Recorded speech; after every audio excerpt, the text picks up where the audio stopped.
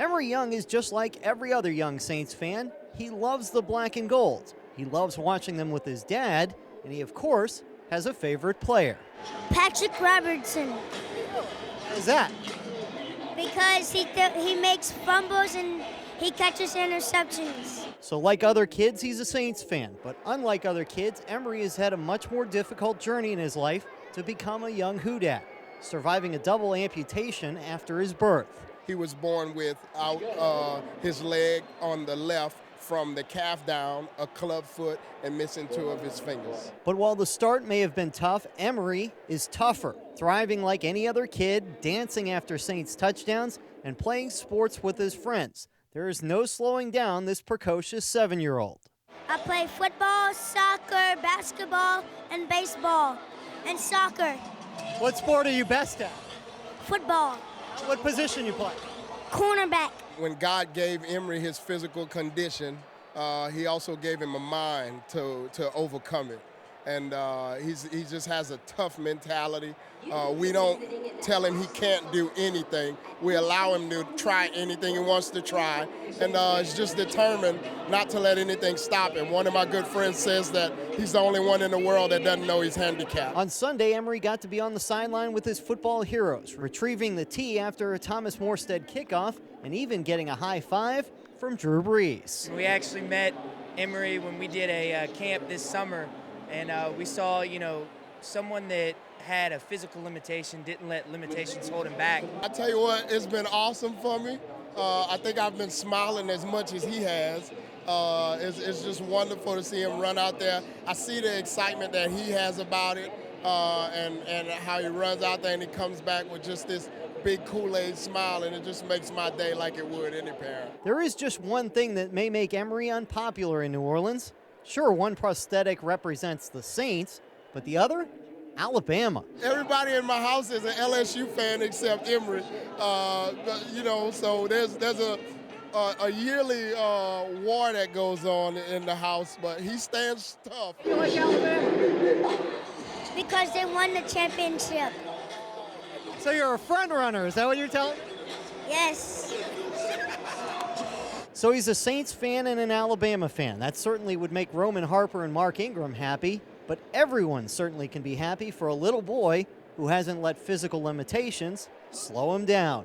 At the Superdome, Paul Boron for Outside the Huddle. Victor, after all of the ups and a lot of downs over the last couple of years, the Gators end on a big up with a 28-20 victory here in Birmingham. Interim coach DJ Durkin leading Florida to its first bowl win since 2011 and transitioning the Gators to what it hopes are brighter days ahead under head coach Jim McElwain. I'm so happy for our players to go get that win. We're just trying to get guys to buy into something and buy into playing for one another and the relationships they have in that room. And I think it was pretty evident that you can see those guys have bought into that. It means a lot, just to put Get a Nation, back on top. Going into 2015, with a bang, getting a great W from Coach Muschamp, and just all my brothers, man. Coming to this game, we knew what we was getting into, so we just all decided to rally together, play for each other, play for the coaching staff, and we wanted to go out, the end of the season with the W. So that's what we came together for, and that's what we accomplished. That was a huge win. I mean, ECU is a great program. We came out and played hard. A lot of things haven't gone our way this year, but we wanted to go out and show that we're a team and we can stick together through it all. At Will Muschamp's farewell press conference, he said the next coach couldn't say there isn't any talent in the locker room, and the youth was on full display today.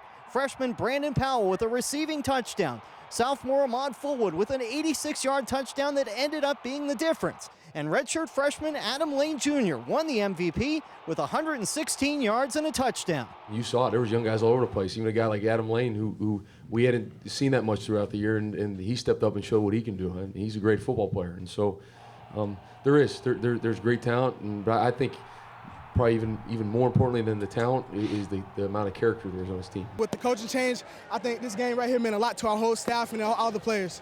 Coach Muschamp said in his farewell press conference, the next coach can't say there's no talent in this locker room. Does this game kind of prove it with all the young guys contributing? Oh yeah, definitely. He knew it best, and I just hope everybody gets an opportunity and fight their butt off, and that's what we're ready to do.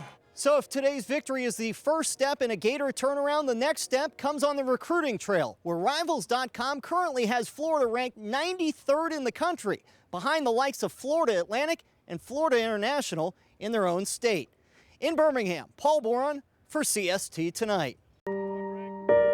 We just got to pick up the pieces. That's what I told them, pick up the pieces, and our motto was we'll never forget. We won't forget these four. Laurie DuPont has coached 37 years of high school football, but all of that experience still didn't prepare him for what his team and his school have faced this season. Last month, 4 students, 2 of which played for the Vanderbilt football team, were killed in a car accident as they returned from an LSU football game.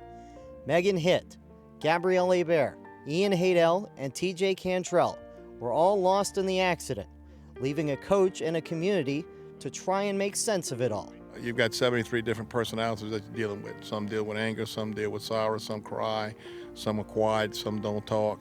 It was our job to go with them, be with them as much as we could, whether it was prayer service or whether it was at somebody's house, and definitely doing the wakes and the funerals, to be with them constantly. It's a hard loss, you know, and he was my quarterback. I was his center. It's sometimes it's hard. You don't realize how close you are until something like this happens, and you know, we really proved to ourselves and to everybody else that we really are a family here, and we just pulled together. I'm really proud to be part of the senior class. I am. Terrier players credit DuPont for his role in bringing the team back together by both his message and his actions. Coach has had a big role. You know, he's always there for us, not just as a coach, but as a mentor. If we need to talk to him about anything, he's always there, and he's the one guiding us through this, so he's a big help. What's Coach's message been through all this?